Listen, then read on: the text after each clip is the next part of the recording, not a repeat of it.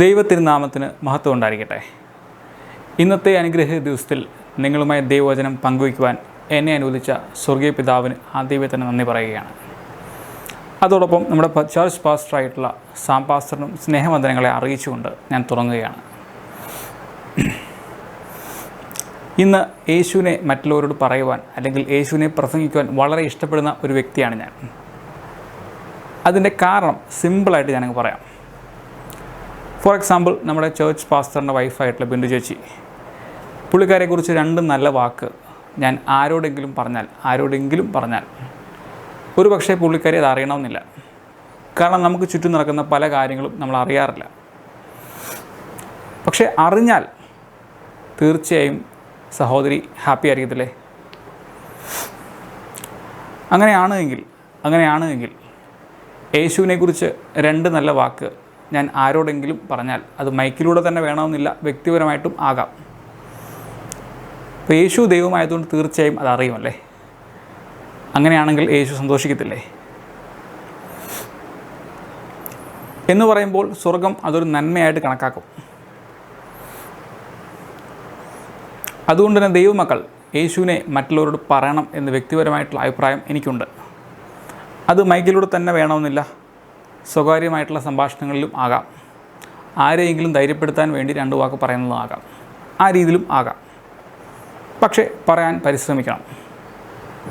അപ്പോൾ ഈ ഒരു ജോലി ഏറ്റെടുത്തപ്പോൾ അല്ലെങ്കിൽ ഇതൊരു സീരിയസ് ആയിട്ട് കണ്ടു തുടങ്ങിയപ്പോൾ എൻ്റെ മുമ്പിലെ ആദ്യത്തെ വെല്ലുവിളി എന്ന് പറയുന്നത്, ഞാൻ ബൈബിൾ അധികം പഠിച്ചിട്ടില്ല. അപ്പോൾ നമുക്കറിയാം, സുവിശേഷ വേലയ്ക്ക് ഇറങ്ങുന്ന പാസ്റ്റർമാരെ പോലുള്ള പല ദേവദാസന്മാരും ബൈബിൾ കോളേജിലൊക്കെ പോയിട്ട് 3 വർഷമെങ്കിലും വചനം പഠിച്ച് അങ്ങനെ ഒരു സർട്ടിഫിക്കറ്റൊക്കെ ആയിട്ടാണ് ഈ പരിപാടിക്ക് ഇറങ്ങുന്നത്. അപ്പോൾ എനിക്ക് അങ്ങനെയുള്ള ബാക്ക്ഗ്രൗണ്ടുകളൊന്നുമില്ല. അപ്പോൾ അതുകൊണ്ട് തന്നെ എന്നെ സംബന്ധിച്ച് ചെറുതല്ലാത്തൊരു വെല്ലുവിളിയായിരുന്നു തുടക്കത്തിൽ ഈ ഒരു ജോലി. പക്ഷേ ആശ്വസിക്കാൻ എനിക്കും ചിലതൊക്കെ ഉണ്ടായിരുന്നു. കാരണം ഞാൻ SLCക്ക് പഠിക്കുന്ന ഒരു കാലഘട്ടം, ഏതാണ്ട് 2004-2005 കാലഘട്ടത്തിൽ, അന്ന് ബൈബിൾ പൂർണ്ണമായിട്ടും വായിച്ചിട്ടുള്ള 1-2 ആൾക്കാരെ ഞാൻ കണ്ടുമുട്ടി. അപ്പോൾ അതെനിക്കൊരു പുതിയ അനുഭവമായിരുന്നു. കാരണം വലിയ എന്തോ കാര്യം ചെയ്ത ആൾക്കാരെ കണ്ടതുപോലെ എനിക്കിന്ന് തോന്നി. മാത്രമല്ല, അന്ന് എന്നെ സൺഡേ സ്കൂൾ പഠിപ്പിച്ച ഒരു ടീച്ചർ എന്നെ ശരിക്കൊന്ന് മോട്ടിവേറ്റ് ചെയ്തു. അത്രയും ആയി കഴിഞ്ഞപ്പോഴത്തേക്കും എനിക്ക് നല്ലൊരു ആഗ്രഹം ഉണ്ടായി, ബൈബിൾ പൂർണ്ണമായിട്ടും ഒന്ന് വായിക്കണം. അതിനെ തുടർന്ന് ഞാൻ ബൈബിൾ തുറന്ന് വായിക്കാൻ വേണ്ടി തുടങ്ങി, അല്ലെങ്കിൽ പൂർണ്ണമായിട്ടും വായിക്കണം എന്ന ആഗ്രഹത്തോടു കൂടി ബൈബിൾ ഓപ്പൺ ചെയ്തു.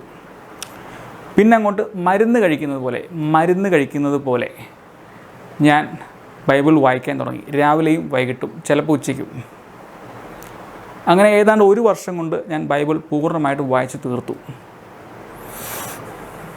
കാരണം എനിക്ക് കൃത്യമായിട്ടുള്ള ടാർഗറ്റുകളുണ്ടായിരുന്നു. ഓരോ ദിവസം ഇത്ര അധ്യായം, ഒരു മാസം ഇത്ര പുസ്തകങ്ങൾ, അങ്ങനെ ഒരു ടാർഗറ്റിൻ്റെ ബേസിൽ തന്നെയാണ് ഞാൻ എപ്പോഴും പോകുന്നത്, എല്ലാ കാര്യങ്ങളും ചെയ്യുന്നത്. അതുകൊണ്ട് തന്നെ 1 വർഷം കൊണ്ട് എനിക്ക് ഈ ബുക്കൊന്ന് പൂർത്തിയാക്കാൻ സാധിച്ചു. പിന്നീട് ആ പതിവ് കണ്ടിന്യൂ ചെയ്തു. അത് തുടർന്ന് 2010-11 കാലഘട്ടം വരെ ബൈബിൾ ഞാൻ വായിച്ചുകൊണ്ടേയിരുന്നു. അപ്പോൾ അത്രയുമൊക്കെ ആയിക്കഴിഞ്ഞപ്പോഴത്തേക്കും ഏറ്റവും കുറഞ്ഞത് 5 അല്ലെങ്കിൽ 6 തവണ വരെ ഞാൻ ബൈബിൾ പൂർണ്ണമായിട്ടും വായിച്ചിട്ടുണ്ട്. പഠിച്ചിട്ടില്ല, വായിച്ചിട്ടുണ്ട്. അതുകൊണ്ട് തന്നെ പല വചനങ്ങളും കേൾക്കുമ്പോൾ എനിക്ക് സുപരിചിതമാണ്. പക്ഷേ എവിടെയാണെന്ന് ചോദിച്ചാൽ ഒരു ആശയക്കുഴപ്പം ഉണ്ടാകും എന്ന് മാത്രം. പക്ഷേ ഈ 2010-11 ശേഷം ഞാൻ ഈ പുസ്തകം അങ്ങ് അടച്ചു വെച്ചു. പിന്നീട് എപ്പോഴൊക്കെയോ ഞാൻ തുറന്നിട്ടുണ്ട്. പക്ഷേ അവസാനം എപ്പോഴാണ് ബൈബിൾ വായിച്ചതെന്ന് ചോദിച്ചാൽ എനിക്കറിയത്തില്ല. അല്ലെങ്കിൽ തുടങ്ങിയാൽ ഒരു പോക്കങ്ങ് പോകും, നിർത്തിയാൽ പിന്നെ ആ വഴിക്ക് പോകത്തുമില്ല. അങ്ങനൊരു സ്വഭാവം പണ്ടോട്ടേ എനിക്കുണ്ടായിരുന്നു. അപ്പോൾ അത് ഇവിടെയും അതിൻ്റെ ഒരു ഇമ്പാക്റ്റ് വന്നു. അപ്പോൾ വചനം പ്രസംഗിക്കാൻ ആരംഭിച്ചപ്പോൾ, അല്ലെങ്കിൽ ഈ ഒരു വിഷയം കുറച്ചുകൂടെ സീരിയസ് ആയിട്ട് കണ്ടു തുടങ്ങിയപ്പോൾ, അപ്പോൾ ഞാൻ പരിശുദ്ധാത്മാവിനോട് ഇങ്ങനെ പറഞ്ഞു, എനിക്കിനി ബൈബിൾ കോളേജിലൊന്നും പോയി പഠിക്കാൻ പറ്റുന്നൊരു സിറ്റുവേഷൻ ഇല്ല, അല്ലെങ്കിൽ അതിനു വേണ്ടി ടൈം കൊടുക്കാനുള്ള സമയം ഇല്ല. പക്ഷേ ഒരു കാര്യം ചെയ്യാൻ പറ്റും, ഞാൻ ബൈബിൾ പഴയതുപോലെ വായിച്ചു തുടങ്ങാം, അങ്ങനെ പഠിപ്പിച്ചു തന്നാൽ മതി എന്നൊരു ധാരണയിലേക്ക് ഞാൻ എത്തി. അതിൻ്റെ ബേസിൽ ഞാൻ പുതിയൊരു ബൈബിൾ വായിച്ചു തുടങ്ങി. അല്ലെങ്കിൽ പുതിയതായിട്ട് എന്തെങ്കിലും ചെയ്യുമ്പോൾ പുതിയതായിട്ട് എന്തെങ്കിലും കൂടെ വാങ്ങണം എന്നുള്ളൊരു ശീലം എനിക്ക് പണ്ട് തൊട്ടേ ഉണ്ട്. അതിവിടെയും അങ്ങ് അപ്ലൈ ചെയ്തു. പുതിയൊരു ബൈബിൾ ഞാൻ വായിച്ചു തുടങ്ങി. അപ്പോൾ ഇന്നത്തെ തിരുവചന ചിന്തയ്ക്ക് വേണ്ടിയിട്ട് ദൈവം എൻ്റെ മനസ്സിൽ കാണിച്ചു തന്ന വേദഭാഗം ഇതാണ്. അപ്പസ്തോല പ്രവർത്തികൾ 13-ാം അധ്യായം 22-23 തിരുവചനങ്ങൾ.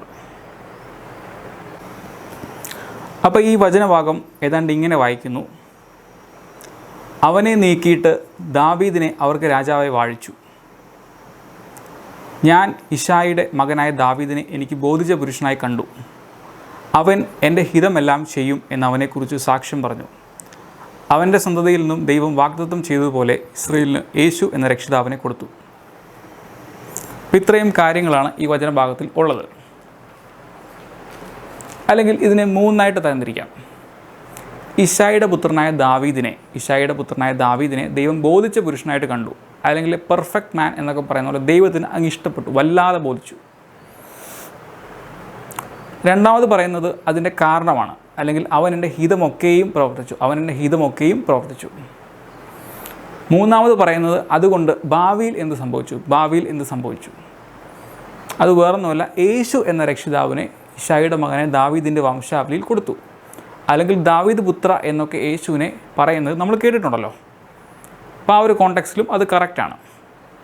അല്ലെങ്കിൽ ദൈവത്തിന് ഒരാളെ വല്ലാതെ അങ്ങ് ബോധിച്ചാൽ ആ വ്യക്തിയിലൂടെ ആയിരിക്കും വലിയ ചിലതൊക്കെ ഈ ഭൂമിയിലേക്ക് വരുന്നത് എന്ന് ചുരുക്കം. അപ്പോൾ ദൈവത്തിന് ഒരുപാട് ആൾക്കാരെ ബോധിച്ചിട്ടുണ്ടല്ലേ. ഇഷ്ടംപോലെ ആൾക്കാരെ പല കാര്യങ്ങൾക്കായിട്ട് ദൈവം വിളിച്ചിട്ടുണ്ട്. അത് രാജാവാകാൻ വേണ്ടിയിട്ടാകാം, പ്രവാചകനാകാൻ വേണ്ടിയിട്ടാകാം, പുരോഹിതനാകാം, അങ്ങനെ ശുശ്രൂഷ മേഖലയിലും ഒക്കെ ഒരുപാട് ആൾക്കാരെ വിളിയുണ്ട്. പക്ഷേ ആ വിളികളൊക്കെ ഏതെങ്കിലും ഒരു കാര്യത്തിന് വേണ്ടി മാത്രമായിരുന്നു, അല്ലെങ്കിൽ ഏതെങ്കിലും ഒരു പ്രൊഫഷന് വേണ്ടി, ഒരു ടാസ്കിന് വേണ്ടി മാത്രമായിരുന്നു.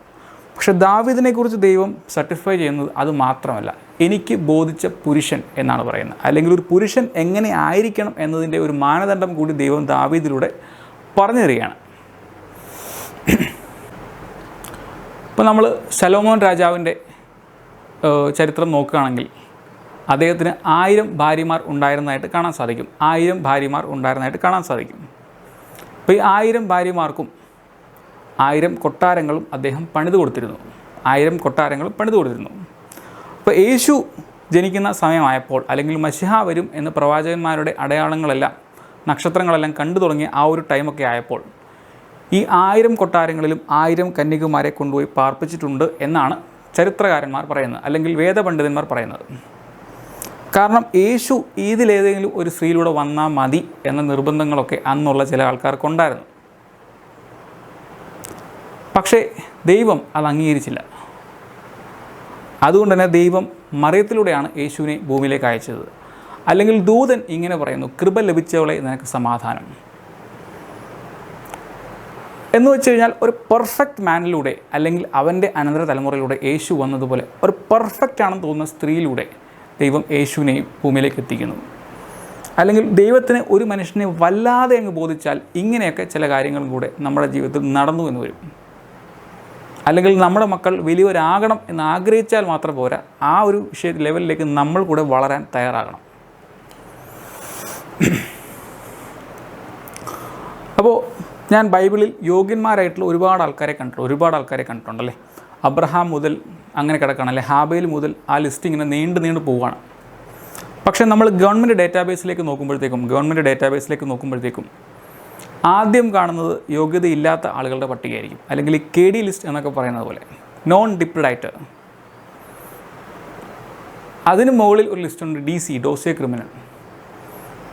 ഒരിക്കൽ ഒരു പോലീസ് ഉദ്യോഗസ്ഥൻ ഇങ്ങനെ കോടതി വരാന്തയിൽ നിൽക്കുമ്പോൾ ഒരു പ്രതി അദ്ദേഹത്തെ കാണാൻ ചെന്നു. അപ്പോൾ കാണാൻ ചെന്നപ്പോൾ സിമ്പിളായിട്ട് ഇങ്ങനെ പറഞ്ഞു: സാറേ, ഞാൻ DC ആയിട്ടുണ്ട്. ഒരു പ്രൊമോഷൻ കിട്ടി എന്നുള്ള രീതിയിൽ, ഒരു അഭിമാനിക്കുന്ന രീതിയിൽ അദ്ദേഹം അതങ്ങനെ അവതരിപ്പിച്ചു.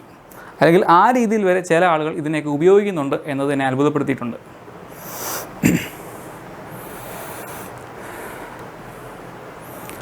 അതുപോലെ തന്നെ കാപ്പ ലിസ്റ്റ്, അങ്ങനെയുള്ള പല ലിസ്റ്റുകളും ഉണ്ട്. അല്ലെങ്കിൽ അത്ര കൊള്ളരുതാത്ത ആളുകളുടെ ലിസ്റ്റുകളാണ് പലപ്പോഴും ഗവൺമെൻറ് ഡേറ്റാബേസിൽ നമ്മൾ തപ്പിയാൽ ആദ്യം കാണുന്നത്. ഇനി കൊള്ളാവുന്ന ആളുകളുടെ ലിസ്റ്റ് തപ്പിയാൽ കണ്ടാൽ കണ്ടു എന്ന് പറയാം. ഇനി അങ്ങനൊരു ലിസ്റ്റ് ഉണ്ടെങ്കിൽ അതിൽ യോഗ്യതയില്ലാത്ത പലരും നൈസായിട്ട് കയറി പറ്റിയിട്ടുണ്ടാവും. പക്ഷേ നമ്മൾ ബൈബിളിലേക്ക് വരുമ്പോഴത്തേക്കും നമുക്ക് കാണാൻ സാധിക്കുന്നത്, ആദ്യം കാണുന്നത് യോഗ്യതയുള്ള ആളുകളുടെ പട്ടികയായിരിക്കും. യോഗ്യതയുള്ള ആളുകളുടെ പട്ടികയായിരിക്കും. അതിനുശേഷം മാത്രമാണ് യോഗ്യതയില്ലാത്ത ആളുകളുടെ പട്ടിക നമ്മൾ കാണുന്നത്. അല്ലെങ്കിൽ ആദ്യം എന്താണോ കാണേണ്ടത് അതായിരിക്കും നമ്മളെ ആദ്യം കാണിക്കുന്നത്. അതിനുശേഷം ലീസ്റ്റ് ഇമ്പോർട്ടൻ്റ് ആയിട്ടുള്ള വിഷയങ്ങളിലേക്ക് ബൈബിൾ പോകുന്നു. മാത്രമല്ല, യോഗ്യത ഉണ്ട് എന്ന് പറയുന്ന ആൾക്ക് ശരിക്കും യോഗ്യത ഉണ്ടാവുകയും ചെയ്യും, അല്ലെങ്കിൽ ക്രെഡിബിലിറ്റി ഉണ്ട്. പക്ഷേ ലോകത്തിൻ്റെ ലിസ്റ്റുകളിൽ ആ ഒരു വിഷയം നമുക്ക് കണ്ടുകിട്ടാൻ ഇച്ചിരി ബുദ്ധിമുട്ടാണ്, അല്ലെങ്കിൽ പല വിഷയങ്ങളും അതിനകത്തുണ്ടാകും. അപ്പോൾ ഈ ലിസ്റ്റുകളിലൂടെ, അല്ലെങ്കിൽ ബൈബിൾ പറയുന്ന യോഗ്യന്മാരുടെ പട്ടികകളിലൂടെ ഞാനൊന്ന് ഓടിച്ചുപോയി, പെട്ടെന്നൊന്ന് ഓടിച്ചുപോയി. അപ്പോൾ എനിക്ക് മനസ്സിലായൊരു കാര്യം എന്ന് പറഞ്ഞാൽ, നീതിമാനായ ഇയ്യോബിന് പോലും ദൈവം കൊടുക്കാത്ത ഒരു പട്ടമാണ് ബോധിച്ച പുരുഷൻ എന്നത്. പക്ഷേ ദാവീദിൻ്റെ ജീവിതത്തിലേക്ക് നമ്മൾ നോക്കുമ്പോൾ അദ്ദേഹത്തിന് ഒരുപാട് വീഴ്ചകൾ വന്നതായിട്ട് കാണാൻ സാധിക്കും അല്ലേ. അത്ര ക്ലീൻ ആയിട്ടുള്ള ലൈഫൊന്നും ആയിരുന്നില്ല. ഒരുപാട് പ്രശ്നങ്ങളിലൂടെ അദ്ദേഹം കടന്നു പോകുന്നത് കാണാൻ സാധിക്കും. അപ്പോൾ എന്നിട്ടും എന്തുകൊണ്ട് ദൈവം ദാവീദിനെ അങ്ങനെ അങ്ങ് അംഗീകരിച്ചു, അല്ലെങ്കിൽ മറ്റാർക്കും കൊടുക്കാത്തതുപോലത്തെ ഒരു അംഗീകാരം എന്തുകൊണ്ട് ദാവീദിന് കൊടുത്തു എന്നത് എന്നെ വളരെയധികം ചിന്തിപ്പിച്ചു. ഫോർ എക്സാമ്പിൾ, സഹോദരിമാരിൽ ആരെങ്കിലും ഒരുപക്ഷെ ഇങ്ങനെ പറയുന്നുണ്ടാകും, ഇന്നലെ അവൾ ഒരു ചുമന്ന സാരി എടുത്തുകൊണ്ട് വന്നു, നല്ല രസമുണ്ടായിരുന്നു കാണാൻ, നല്ല എംബ്രോയ്ഡറിയും കാര്യങ്ങളും ഒക്കെ സൈഡിലുണ്ട്, മുത്തുകളൊക്കെ തൂക്കിയിട്ടിട്ടുണ്ട്, നല്ല ബോർഡറൊക്കെ ഉണ്ട്, നല്ല ഡിസൈൻ, മൊത്തത്തിൽ സൂപ്പർ. പക്ഷെ അത് എവിടെ നിന്നാണ് കിട്ടിയതെന്ന് ചോദിച്ചു കഴിഞ്ഞാൽ ഇവൾ പറയത്തില്ല. ഇപ്പോൾ ചോദിച്ചാൽ പറയും ഭർത്താവ് ഗൾഫിൽ നിന്ന് കൊണ്ടുവന്നാണ്, അല്ലെങ്കിൽ അച്ചായൻ മൈസൂരിൽ നിന്ന് കൊണ്ടുവന്നാണ്, ഇങ്ങനെ എന്തെങ്കിലുമൊക്കെ നമ്പരൊക്കെ ഇട്ട് നിൽക്കും. പക്ഷെ പിടി തരുന്നില്ല. പക്ഷെ ഇത് എവിടെ നിന്നാണെന്നറിയാതെ ഒരു സ്വസ്ഥതയില്ലാത്തൊരവസ്ഥ എന്നൊക്കെ പറയുന്നത് പോലെ ഒരു സിറ്റുവേഷൻ. അല്ലെങ്കിൽ ചിലപ്പോൾ സഹോദരന്മാരുടെ ഇടയിൽ നിന്നും ആരെങ്കിലും പറയുമായിരിക്കും, അവനൊരു സിമ്പിളായിട്ടൊക്കെ നടന്നത്, പക്ഷെ പെട്ടെന്ന് കയറിയും ക്ലിക്കായി, അല്ലെങ്കിൽ ഇന്നലെ ഒരു BMW കാറിൽ വരുന്നത് കണ്ടു. പക്ഷേ എങ്ങനെയാണ് ഇതൊക്കെ സംഭവിച്ചതെന്ന് ചോദിച്ചിട്ട് പുള്ളി ഒന്നും അങ്ങോട്ട് പറയുന്നില്ല. അപ്പോൾ ഇനി ഒറ്റയ്ക്ക് പോയി ചോദിച്ചിട്ടാണോ അത് അങ്ങനെയാണെന്നുണ്ടെങ്കിൽ നമുക്ക് എല്ലാവർക്കും കൂടെ ഒരുമിച്ച് പോയി ചോദിക്കാം. അപ്പോൾ എല്ലാവരും കൂടെ ഒരുമിച്ച് ചോദിക്കുമ്പോൾ ചിലപ്പോൾ എന്തെങ്കിലുമൊക്കെ പറയുമായിരിക്കും. അപ്പോൾ അങ്ങനെ ഒരു സ്വസ്ഥതയില്ലാത്തൊരവസ്ഥയിലൂടെ ഞാനും കടന്നുപോയി ദാവീദിനെക്കുറിച്ച് ഇങ്ങനെയൊക്കെ ദൈവം പറയുന്നത് കേട്ടപ്പോൾ. അതുകൊണ്ട് തന്നെ വിശദമായിട്ട് ഇതൊന്ന് അന്വേഷിക്കാൻ വേണ്ടി ഞാൻ തീരുമാനിച്ചു.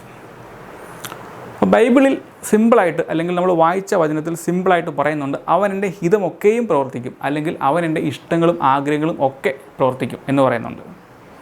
പക്ഷേ അവിടെ വളരെ ചുരുങ്ങിയ വാക്കുകളിലാണ് അത് കൊടുത്തേക്കുന്നത് കൊണ്ടും ദാവീദിൻ്റെ കഥ പഴയ നിയമത്തിൽ കിടക്കുന്നത് കൊണ്ടും ഞാൻ ആ ഭാഗത്തേക്ക് ഒന്ന് പോയി നോക്കി. അല്ലെങ്കിൽ ദാവീദിൻ്റെ പിന്നാലെ കുറേ ദൂരം സഞ്ചരിക്കാൻ തീരുമാനിച്ച് തന്നെ പോയി. ഇപ്പോൾ ദാവീദിൻ്റെ പിന്നാലെ കുറേ ദൂരം പോയപ്പോൾ ഞാൻ ആദ്യം കാണുന്നതെന്ന് പറയുന്നത്, ദാവീദിന് ദൈവത്തെ ഭയങ്കര ഭയമായിരുന്നു.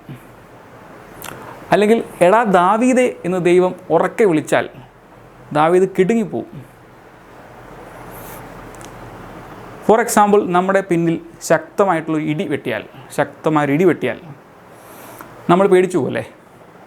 അല്ലെങ്കിൽ സഹോദരിമാരുടെ ഇടയിലേക്ക് നോക്കി ഞാൻ പറയുകയാണ്, ഇതാ അതുവഴി ഒരു മലമ്പാമ്പ് ഇഴഞ്ഞു പോകുന്നു എന്ന് പറഞ്ഞു കഴിഞ്ഞാൽ പലരും ബൈബിൾ തൂക്കിയതിന് ഒറ്റ ഓട്ടം ഓടും. പിന്നെ ചിലപ്പോൾ ഒരു മാസം കഴിഞ്ഞ് ചിലരൊക്കെ തിരിച്ചു വരത്തുള്ളൂ. കാരണം അതവിടെ നിന്ന് പോയിന്ന് പൂർണ്ണമായിട്ട് ബോധ്യപ്പെട്ട ശേഷം മാത്രമേ ചിലർ വരത്തുള്ളൂ. അങ്ങനെയൊക്കെ ഒരു ഭയം. നാഥാൻ പ്രവാചകൻ ദാവീദിനോട് പറയുകയാണ്, ആ മനുഷ്യൻ നീയാണ് എന്ന് പറഞ്ഞു കഴിഞ്ഞാൽ ദാവീദിൻ്റെ കാര്യം കഴിഞ്ഞു. പിന്നെ നേരെ കാലിലേക്ക് വീഴുകയാണ് ചാടി. പിന്നെ ഒരു നിമിഷം പോലും ദാവീദ് വെയിറ്റ് ചെയ്യത്തില്ല. കാരണം ദൈവം കൈവിട്ടു എന്ന് തോന്നിക്കഴിഞ്ഞാൽ പിന്നെ ഒരു രക്ഷയില്ല, ദാവീദിന് അറിയാം. പിന്നെ ആരെയും വിളിച്ച് ചോദിച്ചിട്ടും കാര്യമില്ല, ഒരു സഹായം ചോദിച്ചിട്ട് കാര്യമില്ല, ഇൻഷുറൻസ് എടുത്തിട്ടും കാര്യമില്ല, ഒരു രക്ഷയില്ല, എല്ലാം തീരാൻ പോവാം. കാരണം ശൗലിൻ്റെ അഭിഷേകം നഷ്ടപ്പെട്ടപ്പോൾ, അല്ലെങ്കിൽ അതിനു പകരം ദൈവം ദാവീദിനെ തിരഞ്ഞെടുത്തപ്പോൾ ശൗലിൻ്റെ ജീവിതത്തിൽ നടന്നതൊക്കെ ദാവീദ് കണ്ടതാണ് അല്ലേ. ദുരാത്മാവ് ബാധിക്കുന്നു, മൊത്തം പ്രശ്നം. അവിടെ നിന്ന് അങ്ങോട്ട് ശൗലിന് സ്വസ്ഥതയും സമാധാനം കിട്ടിയിട്ടില്ല. സിംഹാസനത്തിൽ കുറേ നാൾ ഇരുന്നു എന്ന് മാത്രം. പിന്നീട് അത് എങ്ങനെ ആയിത്തീർന്നതെന്നും അറിയാം. അതുകൊണ്ട് തന്നെ ദാവീദ് കരഞ്ഞു പ്രാർത്ഥിക്കുകയാണ്, നിൻ്റെ പരിശുദ്ധാത്മാവിനെ എന്നിൽ നിന്നും എടുക്കരുത് എന്ന്. അല്ലെങ്കിൽ 51-ാം സങ്കീർത്തനം ദാവീദിൻ്റെ വിലാപങ്ങളായിട്ട് പ്രത്യേകമായിട്ട് നമുക്ക് കാണാൻ സാധിക്കും. അല്ലെങ്കിൽ ആ ഒരു സങ്കീർത്തനത്തെ പല പ്രാർത്ഥനകളും ഇതര ക്രിസ്ത്യൻ സഭകളിൽ പല പ്രാർത്ഥനകളും പ്രത്യേക പ്രാധാന്യത്തോടെ പരിഗണിക്കുന്നുണ്ട്. മാത്രമല്ല, നമ്മുടെ ജീവിതത്തിൽ നമ്മൾ വലിയ ഉയരങ്ങളിൽ എത്തിക്കഴിഞ്ഞാൽ നമുക്ക് സഹായം പല സ്ഥലങ്ങളിൽ നിന്ന് കിട്ടുമല്ലേ, പല സ്ഥലങ്ങളിൽ നിന്ന് കിട്ടും. ഒരുപാട് ആൾക്കാർ സഹായിക്കാനും ഉണ്ടാവും. ഒരു കാര്യത്തെക്കുറിച്ച് ഒരു അഭിപ്രായം ചോദിച്ചാലും പറഞ്ഞു തരാനും ആൾക്കാരുണ്ടാവും. അതിനൊന്നും ഒരു ഷോർട്ടേജ് ഉണ്ടാകത്തില്ല. ഭയങ്കരമായിട്ട് കംഫർട്ടബിൾ ആയിട്ടുള്ള ലൈഫായിരിക്കും അല്ലേ, സുന്ദരമായൊരു ജീവിതം. പക്ഷേ അവിടെ നമ്മൾ ശ്രദ്ധിക്കേണ്ട കാര്യം എന്ന് പറഞ്ഞാൽ നമ്മുടെ ജീവിതം സുന്ദരമാകും തോറും കുറച്ച് ശത്രുക്കളും നമുക്ക് ഉണ്ടായിക്കൊണ്ടേയിരിക്കും. അപ്പോൾ അതും ഒരു നെസസറിയാണ്, അല്ലെങ്കിൽ നെസസറി ഈവിൾ എന്നൊക്കെ പറയുന്ന പോലെ അനിവാര്യമായിട്ടുള്ളൊരു പ്രതിസന്ധിയോ അല്ലെങ്കിൽ അപകടമോ എന്നൊക്കെ പറഞ്ഞാൽ കുറച്ച് ശത്രുക്കളും അതിനോടൊപ്പം തന്നെ വർദ്ധിച്ചുകൊണ്ടിരിക്കും. പക്ഷേ നമ്മൾ ഈ മുകളിൽ നിന്നും നേരെ താഴേക്ക് പതിച്ചാൽ താഴെ എത്തിയാൽ ഈ നല്ല ബന്ധങ്ങളിൽ കൂടുതലും അങ്ങ് ഒറ്റയടിക്കാൻ ഇല്ലാതാവും. ബാക്കിയുള്ളവരൊക്കെ വിളിച്ചു ചോദിച്ചാൽ എന്തെങ്കിലുമൊക്കെ ഒരു അഭിപ്രായം പറയും എന്നതിനപ്പുറത്തേക്ക് കാര്യമായിട്ടുള്ള സഹായങ്ങളൊന്നും ചെയ്യാൻ ആരെയും കിട്ടാറില്ല. അങ്ങനെയൊക്കെയുള്ള സിറ്റുവേഷൻ പലപ്പോഴും നമ്മൾ കാണാറുണ്ട്. പക്ഷേ ഈ ശത്രുക്കളായിട്ടുള്ള ആൾക്കാർ കൃത്യമായിട്ട് അവിടെ തന്നെ ഉണ്ടാവും, അവരെവിടെയും പോത്തില്ല. സോ താഴെ വീണു എന്ന് കണ്ടു കഴിഞ്ഞാൽ ഇത്രയും നാൾ വെയിറ്റ് ചെയ്തിരുന്ന ശത്രുക്കളെല്ലാം ഒരു പട പോലിങ്ങി വരും. അങ്ങനെ വന്നാൽ പിന്നെ ഒന്നും ബാക്കി ഉണ്ടാകത്തില്ല, ഒന്നും. അത് ദാവീദിന് കൃത്യമായി അറിയാമായിരുന്നു. അതുകൊണ്ട് തന്നെ ദാവീദിന് പശ്ചാത്തപിക്കാൻ ഒട്ടും സമയം ആവശ്യമില്ല. ദൈവത്തിൻ്റെ കാലിലേക്ക് അങ്ങ് വീഴുകയാണ് പുള്ളി. അപ്പോൾ അതാണ് ദാവീദിൽ ഞാൻ കണ്ട ഒരു ക്വാളിറ്റി. അല്ലെങ്കിൽ പെട്ടെന്ന് തന്നെ അപകടം പുള്ളി തിരിച്ചറിയും, അല്ലെങ്കിൽ ദൈവം കൈവിട്ടാൽ പിന്നെ ആരെ നോക്കിയിട്ടും കാര്യമില്ല എന്നൊരു തിരിച്ചറിവ്, ക്ലാരിറ്റി ദാവീദിനുണ്ടായിരുന്നു. അപ്പോൾ ഞാൻ ഈ മഹാന്മാരുടെ ലിസ്റ്റുകളിലൂടെയൊക്കെ നടന്നു നോക്കി, ഇവരുടെ കാര്യം എങ്ങനെയാണ്. ഓരോ ആൾക്കാരെ എടുത്ത് നോക്കും, ഇങ്ങനെയാണോ അങ്ങനെയൊക്കെ നോക്കും. അങ്ങനെ പല ആൾക്കാരെ നോക്കിക്കഴിഞ്ഞപ്പോൾ എനിക്കൊരു കാര്യം മനസ്സിലായി. കുറച്ച് ആൾക്കാരിലൊക്കെ ഇങ്ങനെയുള്ള ക്വാളിറ്റീസൊക്കെ ഉണ്ട്, അല്ലെങ്കിൽ ഇതൊരു റെയർ ക്വാളിറ്റി എന്ന് പറയാൻ പറ്റത്തില്ല. അപ്പോൾ അതല്ല, മറ്റെന്തൊക്കെയോ കൂടെ ദാവീദിൽ ദൈവം കണ്ടിട്ടുണ്ട്, അല്ലെങ്കിൽ ഇതും ഉണ്ടാകും. പക്ഷേ അതല്ല അതിൻ്റെ ഒരു മേജർ ക്രൈറ്റീരിയ. പിന്നെ ഞാൻ നോക്കിയപ്പോൾ കാണുന്നത്, അല്ലെങ്കിൽ ദാവീദിൻ്റെ പിന്നാലെ കുറേ ദൂരം ഞാൻ മുന്നോട്ട് പോയപ്പോൾ എനിക്ക് കാണാൻ സാധിച്ചത്, ദൈവം എന്ത് പറഞ്ഞാലും ദാവീദ് ചാടി അങ്ങിറങ്ങും. അല്ലെങ്കിൽ നീ പോയി അവിടെ ഒരു യാഗപീഠം കഴിച്ച് ആരാധിക്കാൻ പറഞ്ഞാൽ ബാക്കിയുള്ള പണികളെല്ലാം മാറ്റിവെച്ചിട്ട് പുള്ളി ചാടി ഇറങ്ങി നേരെ ആ പണിക്കങ്ങ് പോകും.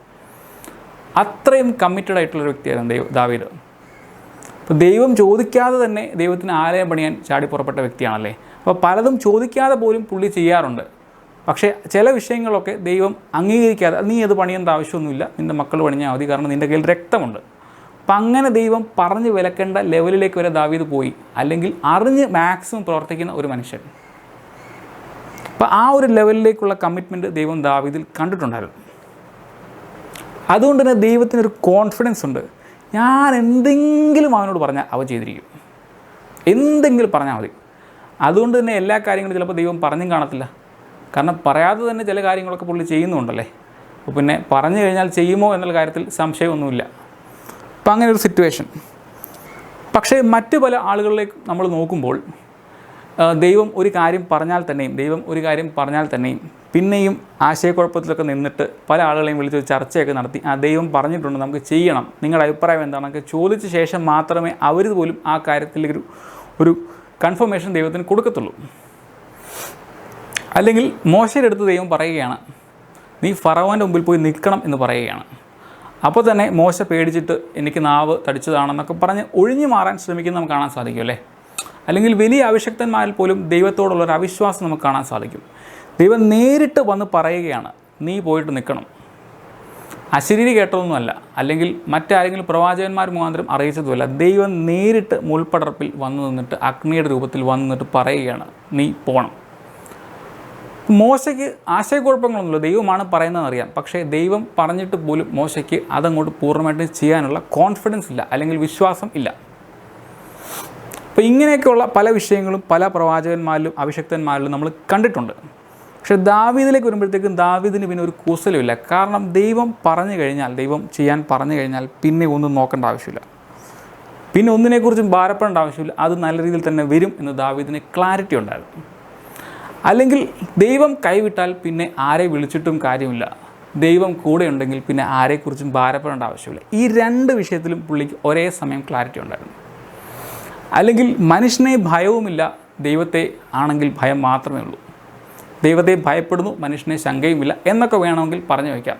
പക്ഷേ ഇതിൻ്റെ നേർ വിപരീതമായിട്ട് ചിലതൊക്കെ നമ്മൾ ബൈബിളിൽ വായിച്ചിട്ടുണ്ടല്ലോ. അപ്പോൾ നമ്മൾ നേരത്തെ വായിച്ച വചനത്തിലേക്ക് തിരിച്ചു വരുമ്പോൾ അവിടെയും അതുതന്നെയാണ് ഒരു വിധത്തിൽ പറഞ്ഞു വയ്ക്കുന്നത്, അവൻ എൻ്റെ ഹിതമൊക്കെയും പ്രവർത്തിക്കും.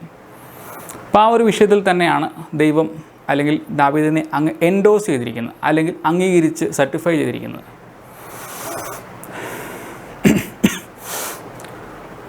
ഒരുപക്ഷെ സഹോദരിമാരുടെ ഇടയിൽ നിന്നും ആരെങ്കിലും ചോദിക്കുന്നുണ്ടായിരിക്കും, നിങ്ങൾ പുരുഷന്മാർ മാത്രം ഷൈൻ ചെയ്താൽ മതിയോ, ഞങ്ങൾ സ്ത്രീകൾക്കും ഒരു ചാൻസൊക്കെ വേണ്ടേ എന്ന്. പേടിക്കേണ്ട, വചനം ആരെയും അവഗണിച്ചിട്ടില്ല. വചനം ആരെയും അവഗണിച്ചിട്ടില്ല. ദൈവം സ്ത്രീകളെയും പുരുഷന്മാരെയും സൃഷ്ടിച്ചത് വ്യത്യസ്തമായിട്ടുള്ള ഉത്തരവാദിത്തങ്ങൾക്ക് വേണ്ടിയാണ്.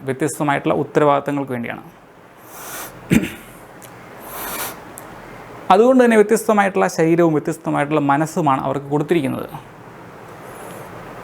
അതുകൊണ്ട് തന്നെ അതിനനുസരിച്ചുള്ള ചിന്തകളും പ്രവൃത്തികളും ഒക്കെ വളരെ വ്യത്യസ്തമായിട്ട് ഈ രണ്ട് സ്ത്രീ പുരുഷന്മാരിലും ഉണ്ടാകാറുണ്ട്. അല്ലെങ്കിൽ ഒരേ സമയത്ത് ഒരാൾ ഉത്തര ധ്രുവത്തിലും അതേ സമയത്ത് മറ്റേയാൾ ദക്ഷിണ ധ്രുവത്തിലും നിൽക്കുന്നത് പോലെ ഉള്ള ഒരു വൈവിധ്യം അവരുടെ പെരുമാറ്റങ്ങളും ചിന്തകളും ഉണ്ട്. ഫോർ എക്സാമ്പിൾ, ഇപ്പോൾ ഇവിടെ ഒരു സംഭവം നടക്കാൻ പോവാണ്. അതായത് ഒരേ ദിവസം, ഒരേ സമയം, ഒരേ സാഹചര്യത്തിൽ ഒരു സിറ്റുവേഷൻ വരികയാണ്. ആ സമയത്ത് പോലും രണ്ട് രീതിയിൽ ചിന്തിക്കാൻ സ്ത്രീക്കും പുരുഷനും സാധിക്കും. ഫോർ എക്സാമ്പിൾ, ഇന്ന് 1 മണിക്ക് ഇവിടെ ഒരു ചീഫ് ഗസ്റ്റ് വരികയാണ്. ഇവിടെ ഒരു ചെറിയൊരു ഉദ്ഘാടനം ഉണ്ടെന്ന് കരുതുക. ഭയങ്കര പോപ്പുലറായിട്ടുള്ള ഗസ്റ്റാണ്. അതുകൊണ്ട് പാസ്റ്റർ അദ്ദേഹം നോട്ടീസൊക്കെ അടിച്ചും അല്ലെങ്കിൽ വാട്സപ്പിലൂടെയും സോഷ്യൽ മീഡിയയിലൂടെയും എല്ലാവരും അറിയിച്ചു, നിങ്ങളെല്ലാവരും ഒന്ന് വരണം, ഒരു ഗസ്റ്റ് വരുന്നുണ്ട്, അപ്പോൾ അതുകൊണ്ടൊന്ന് വരണം.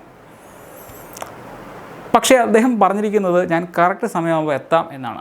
നേരത്തെ ഒന്നും വരുത്തില്ല. അങ്ങനെ ഒരു സിറ്റുവേഷൻ. പക്ഷേ സമയം ആകാറായപ്പോഴത്തേക്കും ആളുകളെല്ലാം വന്നു. ആളുകൾ വന്നു കഴിഞ്ഞപ്പോഴത്തേക്കും ഗസ്റ്റ് വിളിച്ച് പറയുകയാണ്, എൻ്റെ വണ്ടി ആക്സിഡൻ്റായി, ഒരു ചെറിയ പ്രശ്നമുണ്ട്, അതുകൊണ്ട് എനിക്ക് വരാൻ പറ്റത്തില്ല, അതുകൊണ്ട് ഇനിയിപ്പോൾ എനിക്കൊന്നും ചെയ്യാൻ പറ്റത്തില്ല, നിങ്ങൾ തന്നെ വേറെ ആരെങ്കിലും കണ്ടെത്തി ആ പ്രോഗ്രാം നടത്തുക. അപ്പോൾ ഈ വിവരം ഇവിടെ എത്തുമ്പോൾ പെട്ടെന്ന് സഹോദരിമാരുടെ ഇടയിൽ നിന്നും പോകുന്നൊരു ചിന്ത എന്ന് പറഞ്ഞാൽ അദ്ദേഹത്തിന് എന്തെങ്കിലും പറ്റിയോ എന്നായിരിക്കും. ഇമോഷണലായിട്ടായിരിക്കും ചിന്തിക്കുന്നത്. പക്ഷേ പുരുഷന്മാരുടെ ചിന്ത പലപ്പോഴും മറ്റൊരു ലെവലിലായിരിക്കും. അല്ലെങ്കിൽ ഇനി ഈ ഉദ്ഘാടനം ആര് നടത്തും, അല്ലെങ്കിൽ മെറ്റീരിയലിസ്റ്റിക്, ലോജിക്കൽ, അങ്ങനെ ഒരു ആംഗിളിലായിരിക്കും അവർ പെട്ടെന്ന് ചിന്തിക്കുന്നത്.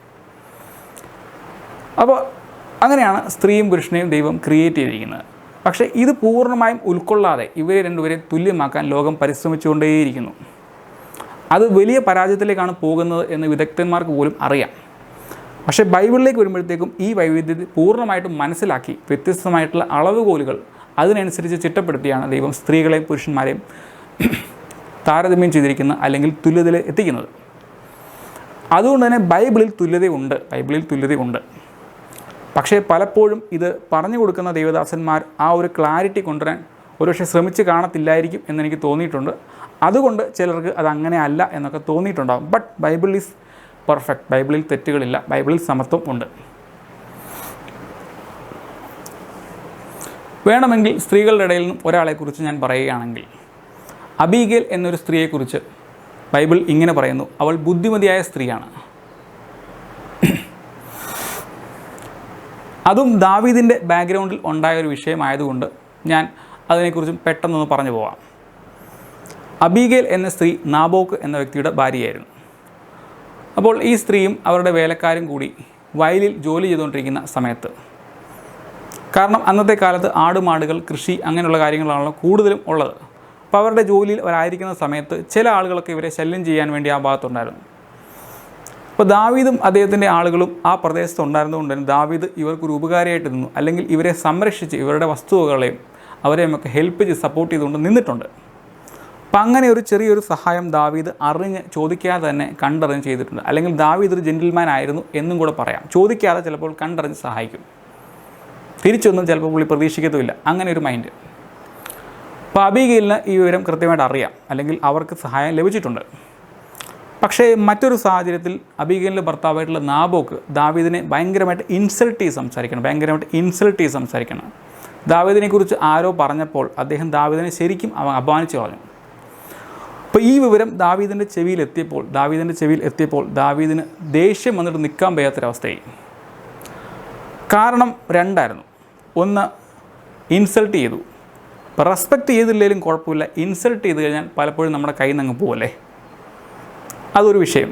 രണ്ട്, നന്ദിയില്ലാത്ത ഒരു പെരുമാറ്റം, അല്ലെങ്കിൽ ഒരുപാട് ഉപകാരങ്ങൾ ലഭിച്ചിട്ടും പിന്നെയും ഇങ്ങനെയൊക്കെ ചെയ്യുക, അല്ലെങ്കിൽ ഇങ്ങനെയൊക്കെ പറയുക എന്ന് പറയുന്നത് ദാവീദിന് അംഗീകരിക്കാൻ പറ്റത്തില്ല. Lack of gratitude.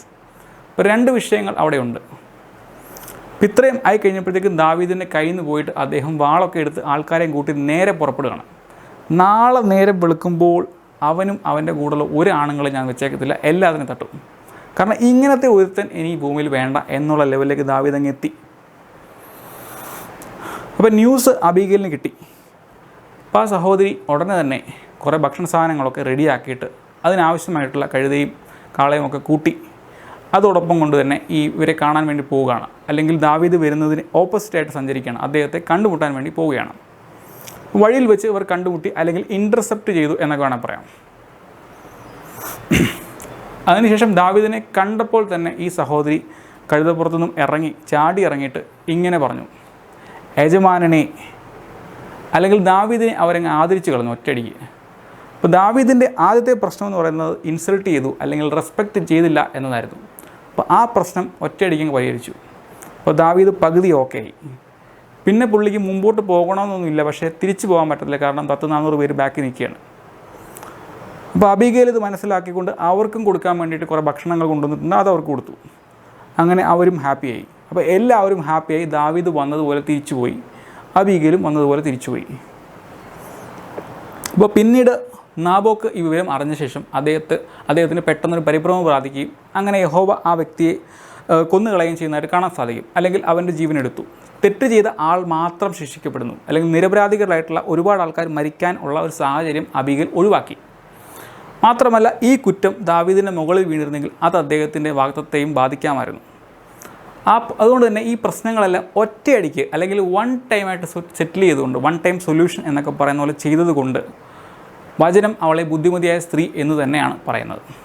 അപ്പോൾ അതുപോലെ പല എക്സാമ്പിളുകളും നിങ്ങൾക്ക് ബൈബിളിൽ സ്ത്രീകളെക്കുറിച്ചും കാണാൻ സാധിക്കും. അപ്പോൾ ഇതൊക്കെ വേണമെങ്കിൽ ഒരു പേഴ്സണാലിറ്റി ഡെവലപ്മെൻറ്റായിട്ട് കണ്ടുകൊണ്ട് ആ രീതിയിൽ മനസ്സിലാക്കാൻ ശ്രമിച്ചാൽ നമുക്ക് ഹെൽപ്ഫുള്ളായിരിക്കും. അപ്പോൾ ഈ അടുത്തിടെയായിട്ട് പരിശുദ്ധാത്മാവ് പല രീതിയിൽ എൻ്റെ അടുത്ത് ആവശ്യപ്പെടുന്നൊരു കാര്യമാണ്, നീ നിൻ്റെ വിശ്വാസം പ്രഖ്യാപിക്കണം. ഞാൻ ഏതാണ്ട് 6 മാസമായിട്ട് പ്രെയറിലൊക്കെ ഇരിക്കുന്ന വ്യക്തിയാണ്. അല്ലെങ്കിൽ ആദ്യം തുടങ്ങുന്നത് പവർ വിഷൻ്റെ ഓൺലൈൻ പ്രെയറിലൂടെയായിരുന്നു. എങ്കിൽ ആ രീതിയിലാണ് ഞാൻ ആരാധനയൊക്കെ അറ്റൻഡ് ചെയ്യാൻ തുടങ്ങുന്നത്. പിന്നെയും ഒരു 1.5 മാസം കഴിഞ്ഞ ശേഷമാണ് ഞാൻ ചർച്ചിൽ, ഈ ഒരു തെക്കേമല ചർച്ചിൽ ആദ്യമായിട്ട് എത്തുന്നത്. അപ്പോൾ ഇവിടെ എത്തുന്നത് നവംബർ 19 എന്ന ഡേറ്റിനാണ്. അപ്പോൾ ആ ദിവസം ഒരുപാട് കാര്യങ്ങൾ അങ്ങ് സംഭവിച്ചു. അപ്പോൾ ഞാൻ വരുമ്പോൾ കയറി വരുന്ന കാഴ്ച എന്ന് പറയുന്നത് 2 കൊച്ചു പെൺകുട്ടികൾ ഇവിടെ നിന്ന് ഫ്ലാഗ് വീശുന്നതാണ്. അല്ലെങ്കിൽ 2 പേരും ചുമന്ന ഡ്രസ്സൊക്കെ ഇട്ട് ഭയങ്കര അട്രാക്റ്റീവായിട്ട് നിന്നു. അപ്പോൾ അതെനിക്ക് ഭയങ്കര കൗതുകം തോന്നി, ഭയങ്കര ഭംഗിയുള്ള ഒരു വിഷ്വൽസ്, അല്ലെങ്കിൽ നല്ല പ്ലസൻ്റ് ആയിട്ടുള്ള സിറ്റുവേഷനായിട്ട് എനിക്ക് തോന്നി. മാത്രമല്ല ഈ ചർച്ചിലുള്ള പല വിഷയങ്ങളും വളരെ പോസിറ്റീവായിട്ട് എനിക്ക് തോന്നിയ ഒരു ദിവസം, അല്ലെങ്കിൽ ആ ദിവസം ഇന്നും എൻ്റെ മുമ്പിൽ ഇങ്ങനെ ജ്വലിച്ച് നിൽക്കുകയാണ്.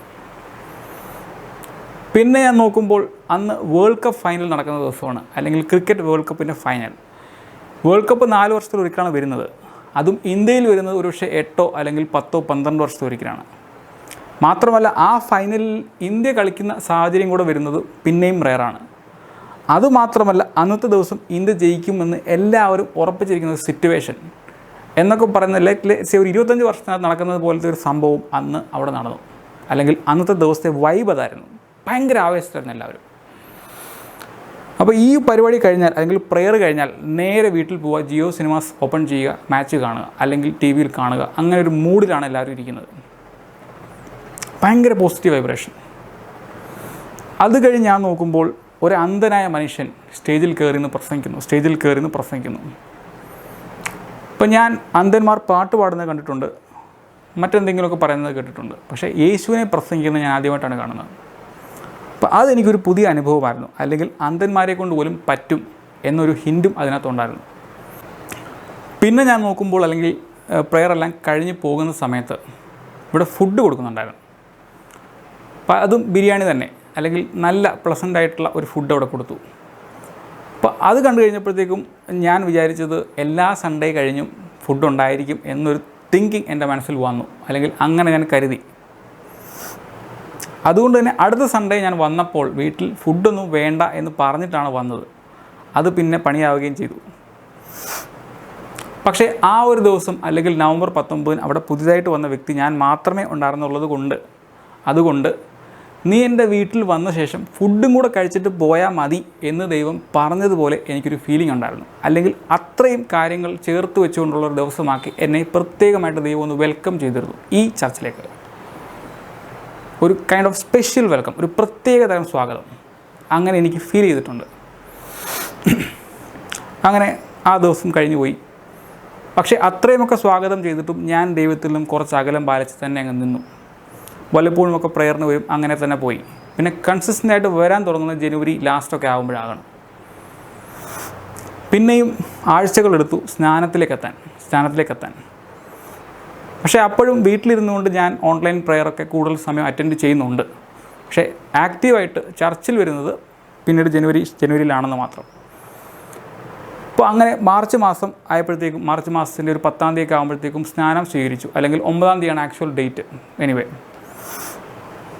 അപ്പോൾ സ്നാനം സ്വീകരിച്ചപ്പോഴത്തേക്കും ആ ഒരു ടൈം ആയപ്പോഴത്തേക്കും ഏകദേശം എൻ്റെ വീട്ടിൽ ഒരു അറിവൊക്കെ കിട്ടി. ഞാൻ പ്രെയറിനൊക്കെ പോയി തുടങ്ങി, അങ്ങനെ ഒരു പരിപാടി നടക്കുന്നുണ്ടെന്ന് ചെറിയ ന്യൂസൊക്കെ കിട്ടി. പക്ഷേ അതിനെക്കുറിച്ച് കൂടുതൽ സംസാരിക്കുകയൊന്നും ചെയ്തിട്ടില്ല. അല്ലെങ്കിൽ സഭ മാറി എന്നതിനെക്കുറിച്ചൊന്നും ആർക്കും ഒന്നും അറിയത്തില്ലായിരുന്നു. പക്ഷേ പരിശുദ്ധാത്മാവ് കൂടെ എൻ്റെ അടുത്ത് ആവശ്യപ്പെട്ടുകൊണ്ടേ ഇരിക്കുകയാണ്, നീ പ്രഖ്യാപിക്കണം, നിൻ്റെ വിശ്വാസം നീ പ്രഖ്യാപിക്കണം. കാരണം വിശ്വാസം ദൈവത്തോടായാലും മനുഷ്യനോടായാലും പ്രഖ്യാപിച്ചില്ലെങ്കിൽ ആർക്കും ഒന്നും ചെയ്യാൻ പറ്റത്തില്ല. തുറന്ന് പറയണം. അങ്ങനെയാണെങ്കിൽ മാത്രമേ ദൈവത്തിനാണെങ്കിൽ പോലും എന്തെങ്കിലും ചെയ്യാൻ പറ്റത്തുള്ളൂ. അങ്ങനെ ഒരു സിറ്റുവേഷൻ. അപ്പോൾ അതെനിക്ക് പൂർണ്ണമായിട്ടും ബോധ്യപ്പെട്ടപ്പോൾ തുടക്കത്തിൽ ഞാനൊന്ന് പരിഭ്രമിച്ചെങ്കിലും ക്രമേണ ഞാൻ ധൈര്യം വീണ്ടെടുത്തു. അതിനുശേഷം വീട്ടിൽ ചെന്ന് സംസാരിച്ചു, കാര്യങ്ങളെല്ലാം പറഞ്ഞു.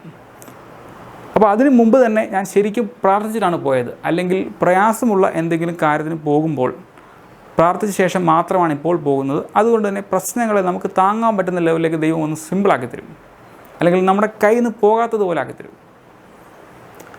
അങ്ങനെ വലിയ പ്രശ്നങ്ങളൊന്നുമില്ലാതെ കാര്യങ്ങളെല്ലാം ഞാൻ വീട്ടിൽ അവതരിപ്പിച്ചു. അതിനുശേഷം പിന്നെയും പറയുകയാണ്, പരസ്യമായിട്ട് പ്രഖ്യാപിക്കണം, അല്ലെങ്കിൽ എല്ലാവരും അറിയണം. ആരെങ്കിലും അറിഞ്ഞാൽ പോരാ, എല്ലാവരും അറിയണം. നീ എൻ്റെ ആളാണെന്ന് എല്ലാവരും അറിയണം. അപ്പോൾ അതുകൊണ്ട് തന്നെ ഞാൻ ഈസ്റ്ററിൻ്റെ അന്ന്, കൃത്യമായിട്ട് ഈസ്റ്ററിൻ്റെ അന്ന് കഴിഞ്ഞ സൺഡേ ഉച്ച കഴിഞ്ഞ് ഞാൻ ഫേസ്ബുക്കിൽ ഒരു പോസ്റ്റ് അങ്ങ് ഇട്ടു. എല്ലാവരെയും അറിയിച്ചു. ഇനി അറിയാൻ ആരും ബാക്കിയില്ലാത്തൊരവസ്ഥ. എല്ലാവരും അറിഞ്ഞു.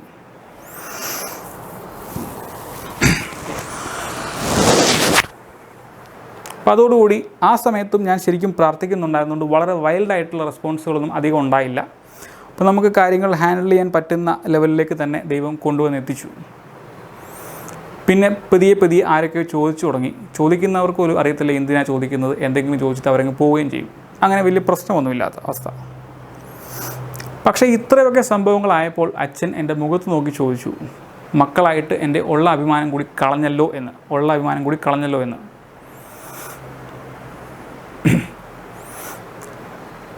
അതെന്നെ ചെറുതായിട്ടൊന്ന് വേദനിപ്പിച്ചു. കാരണം ഞങ്ങൾ 3 മക്കളാണ് വീട്ടിൽ. ഒരാൾ എൻ്റെ ഇരട്ട സഹോദരനാണ്, ട്വിൻ ബ്രദറാണ്. അതിനുശേഷം ഏറ്റവും യങ്ങായിട്ടുള്ള ഒരു 9 വയസ്സ് ഇളയ സിസ്റ്ററുണ്ട്. സഹോദരി കാക്കനാട് അവിടെ IT പ്രൊഫഷണലായിട്ട് ജോലി ചെയ്യുന്നു. സഹോദരൻ 2009 അദ്ദേഹം കൂട്ടുകാരുടെ പ്രേരണയാൽ, സഹപാഠികളുടെ പ്രേരണയാൽ ഇസ്ലാം മതം സ്വീകരിച്ചൊരു വ്യക്തിയാണ്. പിന്നീട് അദ്ദേഹത്തെ തിരിച്ചു കൊണ്ടുവരാൻ പല ശ്രമങ്ങളും നടത്തിയെങ്കിലും പരാജയപ്പെട്ടു. അദ്ദേഹം 2016 ആ ഒരു മേഖലയിൽ നിന്ന് തന്നെ വിവാഹം കഴിച്ചു. 2 കുട്ടികളൊക്കെ ആയിട്ട് ഇപ്പോൾ തിരുവനന്തപുരത്ത് ജീവിക്കുന്നു, അല്ലെങ്കിൽ വീടൊക്കെ വെച്ച് താമസിക്കുന്നു. അപ്പോൾ അങ്ങനെ ഒരു ബാക്ക്ഗ്രൗണ്ട് ഉള്ളതുകൊണ്ടും അതിൻ്റെ പേരിൽ ഒരുപാട് ഇൻസൾട്ടേഷൻ നമ്മുടെ സഭയ്ക്കകത്ത് അന്നുണ്ടായിരുന്നത് കൊണ്ടും എന്നെ സമുദായം വിടാൻ പോലും വീട്ടുകാർ സമ്മതിക്കുമായിരുന്നില്ല. അപ്പോൾ അതുകൊണ്ട് ഞാൻ സഭ മാറി എന്നറിഞ്ഞപ്പോൾ, അല്ലെങ്കിൽ പെന്തിക്കോസ്തിയിലേക്ക് പോയി എന്നറിഞ്ഞപ്പോൾ അത് അത്ര അംഗീകരിക്കാൻ പറ്റുന്ന ഒരു സിറ്റുവേഷൻ ആയിരുന്നില്ല. കാരണം 2 മക്കളും മാറിപ്പോകുന്ന സാഹചര്യം. പക്ഷേ ഈ അപമാനമൊക്കെ യേശുവിന് അഭിമാനിക്കാൻ പറ്റുന്ന തരത്തിലേക്ക് കൊണ്ടുവരാൻ പറ്റും എന്നെനിക്ക് ബോധ്യമുള്ളതുകൊണ്ട് ഞാൻ അതിനെക്കുറിച്ച് അധികം ഭാരപ്പെട്ടില്ല. എൻ്റെ തീരുമാനങ്ങളിൽ ഞാൻ ഉറച്ചു തന്നെ നിന്നു. എൻ്റെ അച്ഛന് ഇപ്പോൾ ഏകദേശം 70 വയസ്സിനടുത്ത് പ്രായമുണ്ട്, അല്ലെങ്കിൽ 69 വയസ്സാണ് കംപ്ലീറ്റഡ് ഏജ്, ബട്ട് 70-ലേക്ക് കയറാൻ പോവുകയാണ്. പക്ഷേ ഈ പ്രായത്തിലും പുള്ളി ഒരു കിണറ്റിലൊക്കെ ഇറങ്ങി, അത്യാവശ്യം ഏണിയൊക്കെ വെച്ചിട്ടാണെങ്കിലും ഇറങ്ങി ക്ലീനൊക്കെ ചെയ്തിട്ട് കയറിപ്പോകുന്ന ഒരു മനുഷ്യൻ. അത്യാവശ്യം ദൈവം ആരോഗ്യവും അദ്ദേഹത്തിന് കൊടുത്ത് അനുഗ്രഹിച്ചിട്ടുണ്ട് ഈ പ്രായത്തിൽ. മാത്രമല്ല ഒന്നിനെയും കൂസാക്കാത്ത ഭയങ്കര ധൈര്യശാലിയായ ഒരു മനുഷ്യൻ. ഭയമൊന്നുമില്ല. Very confident and clear. ഇനി അമ്മയുടെ കാര്യം പറയുകയാണെങ്കിൽ അമ്മയ്ക്ക് 60-61 വയസ്സ്, 61 ഇയേഴ്സ് അറൗണ്ട്. പക്ഷേ കണ്ടു കഴിഞ്ഞാൽ ഒരു 49 വയസ്സ് കൂടുതൽ തോന്നിക്കത്തില്ല. അങ്ങനെ ഒരു യങ് ആയിട്ടിരിക്കുന്ന ഒരു പ്രത്യേകതയുണ്ട്. മാത്രമല്ല ഭയങ്കര സോഫ്റ്റ് നേച്ചറാണ്. ആരെടുത്ത് നോ എന്ന് പറയാൻ പുള്ളിക്കാരിക്ക് അറിയത്തില്ല. ആരെങ്കിലും ഫോൺ വിളിച്ചാൽ 1 മണിക്കൂർ വർത്തമാനം പറഞ്ഞാലും ആ ഫോൺ അറ്റൻഡ് ചെയ്തുകൊണ്ട് തന്നെ അവിടെ ഇരിക്കും. ആര് വിളിച്ചാലും എടുക്കുകയും ചെയ്യും, എടുക്കാതിരിക്കത്തില്ല. അല്ലെങ്കിൽ ആ ഒരു പിണങ്ങോ വിഷമിക്കോ എന്നൊക്കെ ചിന്തിക്കുന്ന ഒരു നേച്ചർ. പല അച്ഛൻ്റെ സ്വഭാവവും അമ്മയുടെ സ്വഭാവവും നേർ വിപരീതമാണ്. 2 രീതിയിൽ ഓപ്പോസിറ്റായിട്ട് നിൽക്കുന്ന സിറ്റുവേഷൻ. പക്ഷേ എനിക്ക് അല്ലെങ്കിൽ ഞങ്ങൾ മക്കൾക്ക് ഈ 2 സ്വഭാവങ്ങളും കിട്ടിയിട്ടുണ്ട്. ഒരേ സമയത്ത് അച്ഛനെ പോലെ തന്നെ ധൈര്യത്തോടെ ഇറങ്ങി നടക്കാനും അത്യാവശ്യം ആരോഗ്യത്തോടെ തന്നെ പല ജോലികളും ചെയ്യാനും എനിക്ക് സാധിക്കാറുണ്ട്. അല്ലെങ്കിൽ ഒരു കുന്നൊക്കെ ഈസി ആയിട്ട് ഞാൻ താഴെ നിന്ന് മുകളിൽ വരെ ഓടിക്കയറാറുണ്ട്. അല്ലെങ്കിൽ അങ്ങനെയൊക്കെ ദൈവം എന്നെ അനുഗ്രഹിച്ചിട്ടുണ്ട്. അതേപോലെ തന്നെ അമ്മയിലൂടെ തന്നെ വലിയ പ്രായമൊന്നും തോന്നിക്കാത്ത ഒരു അപ്പിയറൻസും എനിക്ക് ലഭിച്ചിട്ടുണ്ട്. അല്ലെങ്കിൽ എനിക്ക് 34 വയസ്സുണ്ടെന്ന് പലപ്പോഴും ഞാൻ പറഞ്ഞാൽ മാത്രമേ ആൾക്കാർ അറിയത്തുള്ളൂ. ചിലപ്പോൾ എൻ്റെ സുഹൃത്തുക്കളൊക്കെ എൻ്റെ അടുത്ത് ഇങ്ങനെ ചോദിക്കാറുണ്ട്, റോജിക്ക് എങ്ങനെയാണ് ഒരേ സമയത്ത് ചില വിഷയങ്ങളിൽ ഭയങ്കര ടഫായിട്ട് നിൽക്കാനും പറ്റും, ഒരു തരത്തിലും വിട്ടുവീഴ്ച ചെയ്യത്തില്ല, എന്നാൽ വേറൊരു സ്റ്റേജിൽ ഭയങ്കര സോഫ്റ്റായിട്ട് പെരുമാറാൻ സാധിക്കുന്നത് എങ്ങനെയാണെന്ന് ചോദിച്ചിട്ടുണ്ട്. അപ്പോഴൊക്കെ ഞാൻ അവരോട് പറയും, എനിക്ക് എൻ്റെ അച്ഛൻ്റെയും അമ്മയുടെയും സ്വഭാവം കിട്ടിയിട്ടുണ്ട്, 2ഉം കിട്ടിയിട്ടുണ്ടെന്ന് പറയും.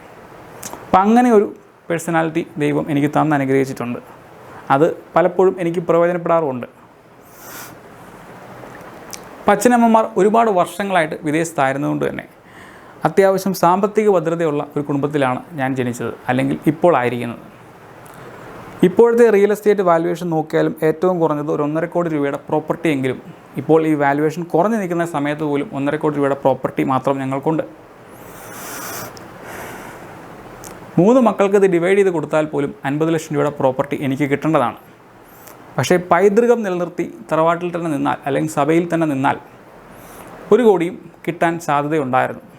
പക്ഷേ ഇനിയിപ്പോൾ അതെന്താകുമെന്ന് എനിക്കറിയത്തില്ല, അങ്ങനത്തെ ഒരു സിറ്റുവേഷൻ. പക്ഷേ അതിൽ കൂടുതൽ തരാൻ യേശുവിനെ സാധിക്കും എന്ന് എനിക്ക് ബോധ്യമുള്ളതുകൊണ്ട് ഞാൻ അതിനെക്കുറിച്ച് ഭാരപ്പെടുന്നില്ല.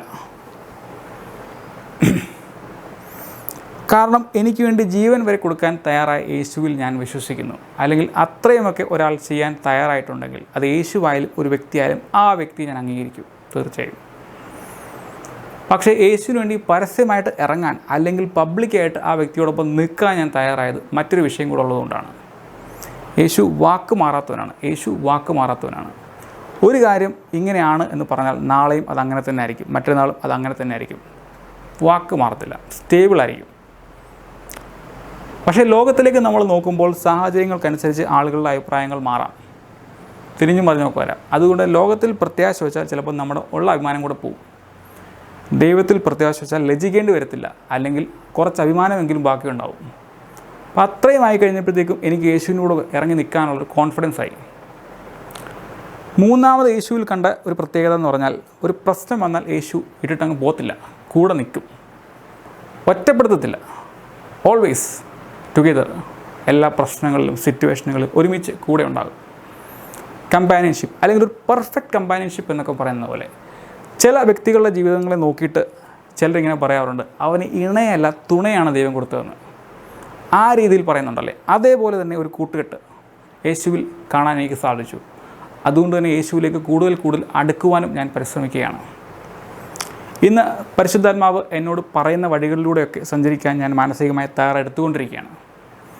അപ്പോൾ ആ ഒരു ലെവലിലേക്ക് ശുശ്രൂഷയെ കൊണ്ടുപോകാൻ ഞാൻ ആഗ്രഹിക്കുന്നുണ്ട്. But I am at the beginning stage, തുടക്കത്തിൽ എത്തിയിട്ടേ ഉള്ളൂ. ചില പാസ്റ്റർമാരൊക്കെ ഇങ്ങനെ പറഞ്ഞ് ഞാൻ കേട്ടിട്ടുണ്ട്, ഒരു ഉപവാസ പ്രാർത്ഥന കഴിഞ്ഞ് ഇറങ്ങുമ്പോൾ തന്നെ പടിവാതിൽക്കൽ പിശാച് വലിയൊരു വെല്ലുവിളിയുമായി നിൽപ്പുണ്ടാവും. ഇങ്ങനെയൊക്കെ ഞാൻ കേട്ടിട്ടുണ്ട്. പക്ഷേ എൻ്റെ ജീവിതത്തിൽ ഒരു പ്രസംഗം കഴിഞ്ഞ് ഇറങ്ങിക്കഴിഞ്ഞാൽ നിൽക്കാൻ പറ്റാത്ത അവസ്ഥയാണ്, അല്ലെങ്കിൽ അതുപോലത്തെ പ്രശ്നങ്ങൾ ഒന്നിനെ മൂടും. ആദ്യത്തെ 2 പ്രസംഗങ്ങൾ കഴിഞ്ഞും അങ്ങനെ തന്നെ സംഭവിച്ചു. ഞാൻ ചിന്തിക്കാത്ത ഒരു തരത്തിലും ഞാൻ ആഗ്രഹിക്കാത്ത വിഷയങ്ങളിൽ ഞാൻ ചെന്നുപെടും. അങ്ങനെ ഒരു വെല്ലുവിളികൾ ശക്തമായിട്ട് സാത്താൻ എൻ്റെ നേരെ ഉയർത്തുന്നെങ്കിലും 2 തവണ ആയപ്പോൾ എനിക്കതിന് റൂട്ട് മനസ്സിലായതോടെ തന്നെ ഞാനിപ്പോൾ പ്രസംഗിക്കാൻ പോകുന്നതിന് മുമ്പും പ്രസംഗിച്ച് കഴിഞ്ഞും പ്രാർത്ഥിച്ചുകൊണ്ടേയിരിക്കും. അല്ലെങ്കിൽ അടുത്ത കെണി എന്താണ് അവൻ വെച്ചിരിക്കുന്നത് അറിയത്തില്ല. അതിൽ ചെന്ന് ചാടാതിരിക്കാൻ വേണ്ടി കൃത്യമായിട്ട് പ്രാർത്ഥിച്ചുകൊണ്ടിരിക്കും. ആ രീതിയിൽ ആ വെല്ലുവിളികളൊക്കെ ഞാനിപ്പോൾ തരണം ചെയ്യുന്നുണ്ട്. പക്ഷേ എന്നിരുന്നാലും ഇനി എന്താണ് അവൻ ചെയ്യാൻ പോകുന്നതെന്ന് എനിക്കറിയത്തില്ല. അതുകൊണ്ട് എല്ലാ ദൈവമക്കളോടും ഞാൻ പ്രാർത്ഥനാ സഹായം കൂടി ആവശ്യപ്പെടുകയാണ്. അല്ലെങ്കിൽ ഈ ശുശ്രൂഷ മേഖലയിൽ തുടർന്നു പോകണം എങ്കിൽ നിങ്ങളുടെയൊക്കെ പ്രാർത്ഥനാ സഹായം കൂടി എനിക്ക് ആവശ്യമാണ് എന്ന് ഞാൻ തിരിച്ചറിയുന്നു. അതുകൊണ്ട് തന്നെ സ്നേഹത്തിൻ്റെയും വിനയത്തിൻ്റെയും ഭാഷയിൽ എല്ലാവരോടുമായിട്ട് പ്രാർത്ഥനാ സഹായം ഞാൻ ആവശ്യപ്പെടുകയാണ്. Thank you.